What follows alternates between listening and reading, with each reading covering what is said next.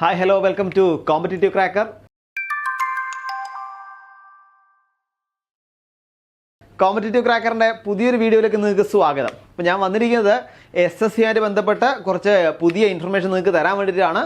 അപ്പോൾ നിങ്ങൾ കേട്ടിട്ടുണ്ടാവും അല്ലെങ്കിൽ നിങ്ങൾ അറിഞ്ഞിട്ടുണ്ടാവും ഈ പുതിയ ഇൻഫർമേഷനെ പറ്റി.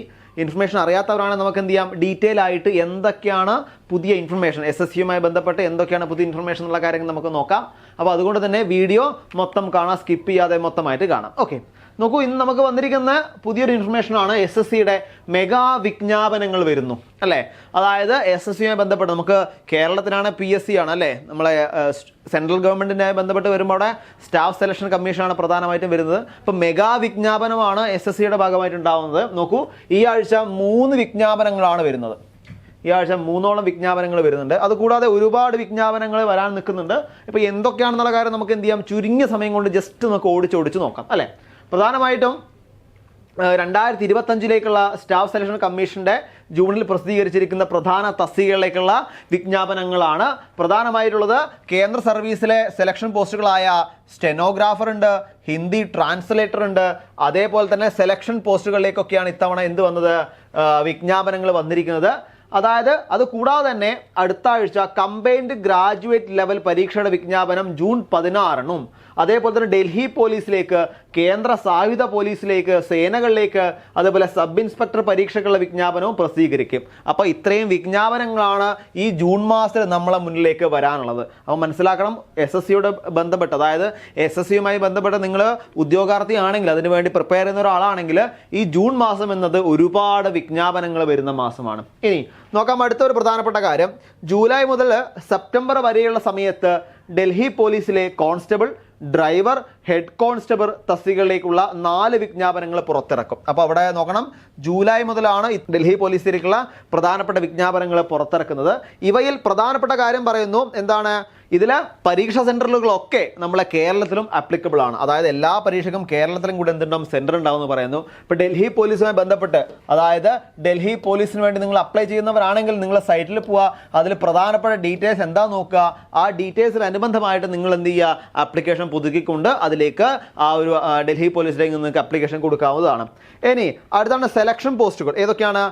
SSCയുടെ സെലക്ഷൻ തസ്തികകളിലേക്കുള്ള വിജ്ഞാപനം 10ാം ക്ലാസ്, +2 ബിരുദവും അതിനു മുകളിലും യോഗ്യതയുള്ളവർക്ക് അപേക്ഷിക്കാനാകും. അതായത് സെലക്ഷൻ പോസ്റ്റുകളിലേക്ക് പ്രധാനമായും 10ാം ക്ലാസ്, അതേപോലെ +2, അതേപോലെ ബിരുദം, അതിന് മുകളിലുള്ള ആൾക്കാർക്കും അവിടെ എന്ത് ചെയ്യാൻ പറ്റും, നമുക്ക് അവിടെ അപേക്ഷിക്കാൻ വേണ്ടി പറ്റും.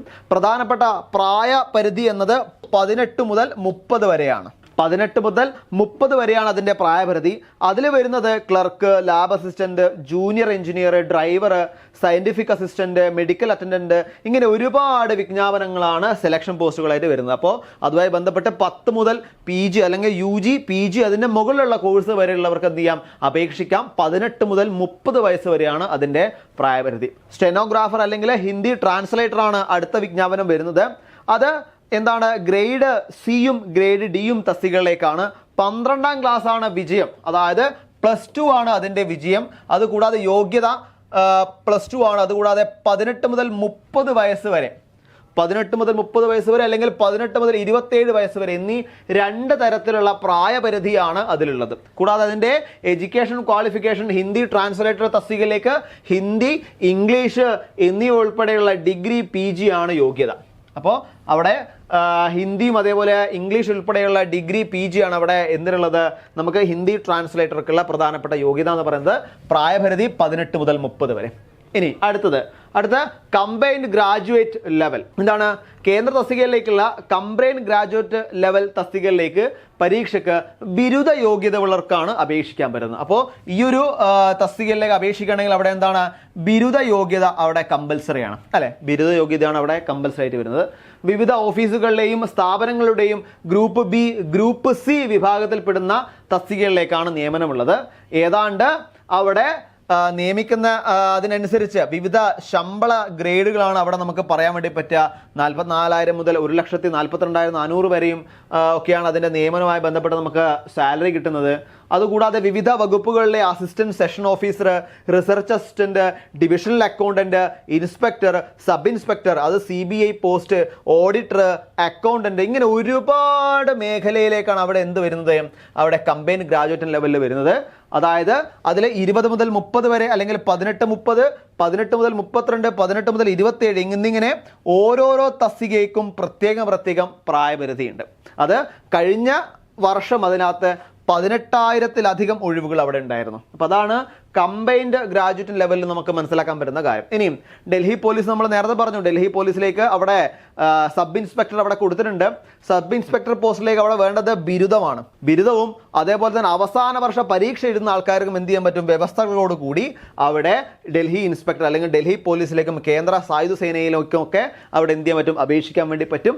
അതിന് പ്രധാനമായിട്ടും എന്ത് വേണം, നമ്മൾ പരീക്ഷ എഴുതിയാൽ മാത്രം പോരാ, ശാരീരിക ക്ഷമത കൂടി വേണം, അല്ലെ, ഫിസിക്കൽ ടെസ്റ്റും കൂടി അവിടെ ആവശ്യമാണ്. ഇനി ഹയർ സെക്കൻഡറി ലെവലിലേക്ക് നമുക്ക് പോകാൻ പറ്റും.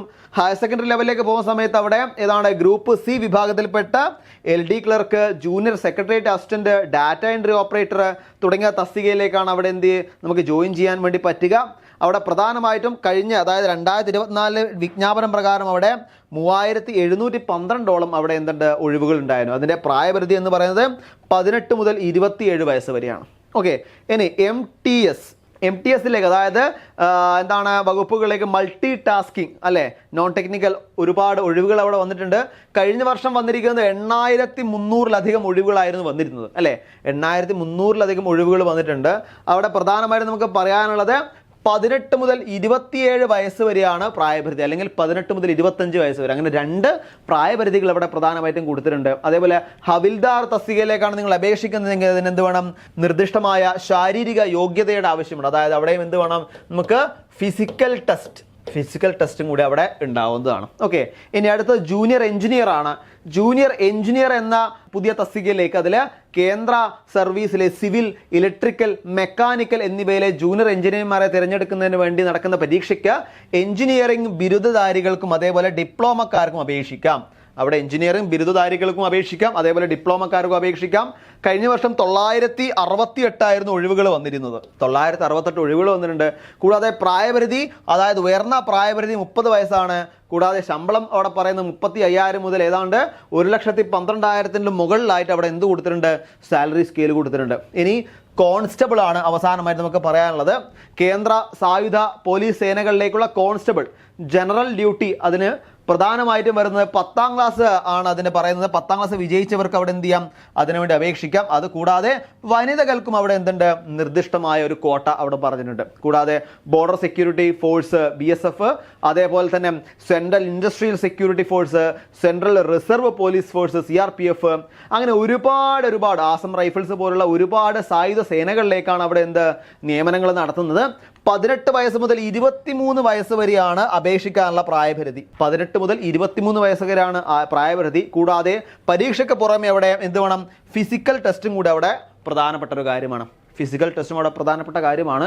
2024 അവിടെ 39,000-ലധികം ആണ് അവിടെ എന്ത് വന്നിരിക്കുന്നത്, നമുക്ക് ഒഴിവുകൾ വന്നിരിക്കുന്നത്. അപ്പോൾ അത്രയും, അതായത് ഈ ജൂൺ മാസത്തിൽ നോക്കുമ്പോൾ ഒരുപാട് ജോബ് ഫെയർ പോലെ, അല്ലേ, ഒരുപാട് വിജ്ഞാപനങ്ങളാണ് SSCയുടെ ഭാഗമായിട്ടുള്ളത്. അപ്പോൾ നിങ്ങളൊരു SSC ആസ്പിരൻ്റ് ആണെങ്കിൽ നിങ്ങൾ സൈറ്റിൽ പോവുക. സൈറ്റിൽ പോയ ശേഷം നിങ്ങൾക്ക് ഏതാണോ നിങ്ങൾക്ക് പറ്റുന്നത്, അതായത് നിങ്ങളെ വിദ്യാഭ്യാസ യോഗ്യതയ്ക്കും അതേപോലെ നിങ്ങൾക്ക് ഏതാണോ കൂടുതലായിട്ട് നിങ്ങൾക്ക് അപേക്ഷിക്കാൻ തോന്നുന്നത്, അതിനുവേണ്ടി നിങ്ങൾ എന്ത് ചെയ്യുക, പ്രിപ്പയർ ചെയ്യുക, അപേക്ഷിക്കുക, അതിനുവേണ്ടി നന്നായിട്ട് പഠിക്കുക. ആ പഠിക്കൽ മാത്രമല്ല, അതിലേക്ക് എത്താനുള്ള, അതായത് അതിൽ ഏറ്റവും ഉയർന്ന റാങ്കിലേക്ക് എത്താനുള്ള ഒരു ശ്രമം കൂടി നിങ്ങളുടെ ഭാഗത്ത് നിന്ന് നടത്തുക. അങ്ങനെയാണെങ്കിൽ നമുക്ക് വരുന്ന അവസരങ്ങളിൽ നിങ്ങൾക്ക് എന്ത് ചെയ്യാൻ പറ്റും, കേന്ദ്ര സർക്കാരിന് കീഴിൽ നല്ലൊരു ജോലി നിങ്ങൾക്ക് എന്തായാലും ലഭ്യമാണ്. അപ്പോൾ അതൊക്കെയാണ് നമുക്ക് ഈ ഒരു ന്യൂസിലൂടെ വളരെ ഇമ്പോർട്ടൻ്റ് ആയിട്ട് നമുക്കിവിടെ പറയാനുള്ളത്. മറ്റൊരു കാര്യം നിങ്ങളോട് പറയട്ടെ, നമുക്കിവിടെ RRB, അല്ലേ, റെയിൽവേ റിക്രൂട്ട്മെന്റ് ബോർഡിനുമായി ബന്ധപ്പെട്ട് ഒരുപാട് ജോബുകൾ അവിടെ അവൈലബിൾ ആയിട്ട് നമുക്ക് മുന്നിലേക്ക് വരുന്നുണ്ട്. ഇവിടെ RRB ഗ്രൂപ്പ് ഡിയുമായി ബന്ധപ്പെട്ട് റാപ്പിഡ് ബാച്ച് നമുക്കിവിടെ അവൈലബിൾ ആണ്. അവിടെ പ്രധാനമായിട്ടും ഈ ബാച്ചിൻ്റെ പ്രത്യേകത എന്തൊക്കെയാണ്, അതായത് ഡെയിലി ടോപ്പിക് എക്സാമുകൾ, വീക്ക്ലി എക്സാമുകൾ, മെൻറ്റർഷിപ്പ് പ്രോഗ്രാമുകൾ, ലൈവ് ക്ലാസ്സുകൾ, daily group activity, PDF note, recorded ക്ലാസ്സുകൾ. അതായത് നിങ്ങൾക്കൊരു ലൈവ് കാണാൻ പറ്റിയില്ലെങ്കിൽ പിറ്റേ ദിവസം നിങ്ങൾക്ക് എന്ത് ചെയ്യും, അതിൻ്റെ റെക്കോർഡ് സെഷൻ നിങ്ങൾക്ക് അവൈലബിൾ ആണ്. ഇങ്ങനെ ഒരുപാട് ഫീച്ചേഴ്സോട് കൂടിയാണ് ഇത്തരത്തിൽ RRBയുടെ ഗ്രൂപ്പ് ഡി റാപ്പിഡ് ബാച്ച് നമ്മളിവിടെ ആരംഭിച്ചിരിക്കുന്നത്. അപ്പോൾ നിങ്ങൾക്കൊരു റെയിൽവേ ജോലി നിങ്ങൾക്ക് സ്വപ്നമാണെങ്കിൽ നിങ്ങൾക്ക് അതിന് വേണ്ടിയിട്ട് അല്ലെങ്കിൽ അതിലേക്ക് എത്താൻ വേണ്ടി ഞങ്ങൾ നിങ്ങളെ സഹായിക്കാം. ഈ ബാച്ചുമായി ബന്ധപ്പെട്ട കാര്യങ്ങൾ അറിയാനും ബാച്ചിൽ ജോയിൻ ചെയ്യാനും വേണ്ടി ഇവിടെ ബോർഡ് നമ്പർ കൊടുത്തിട്ടുണ്ട്. ഈ ബോർഡ് നമ്പറിൽ നിങ്ങൾക്ക് കോൺടാക്ട് ചെയ്യാം. അപ്പോൾ ഒരുപാട് വിജ്ഞാപനങ്ങളോട് കൂടിയാണ് SSC വന്നിരിക്കുന്നത്. അപ്പോൾ നിങ്ങൾക്ക് ഏതാണോ കംഫർട്ട് ആയിട്ടുള്ളത്, നിങ്ങളെ വിദ്യാഭ്യാസ യോഗ്യതയ്ക്കനുസരിച്ചുള്ളത്, അത് നോക്കി നിങ്ങൾ സൈറ്റിൽ നോക്കി നിങ്ങൾ എന്ത് ചെയ്യുക, കൃത്യമായി അതിന് അപേക്ഷിക്കുക, കൃത്യമായി അതിന് പഠിക്കുക. എല്ലാവർക്കും ഒരിക്കൽ കൂടി എല്ലാ വിജയാശംസകളും. താങ്ക്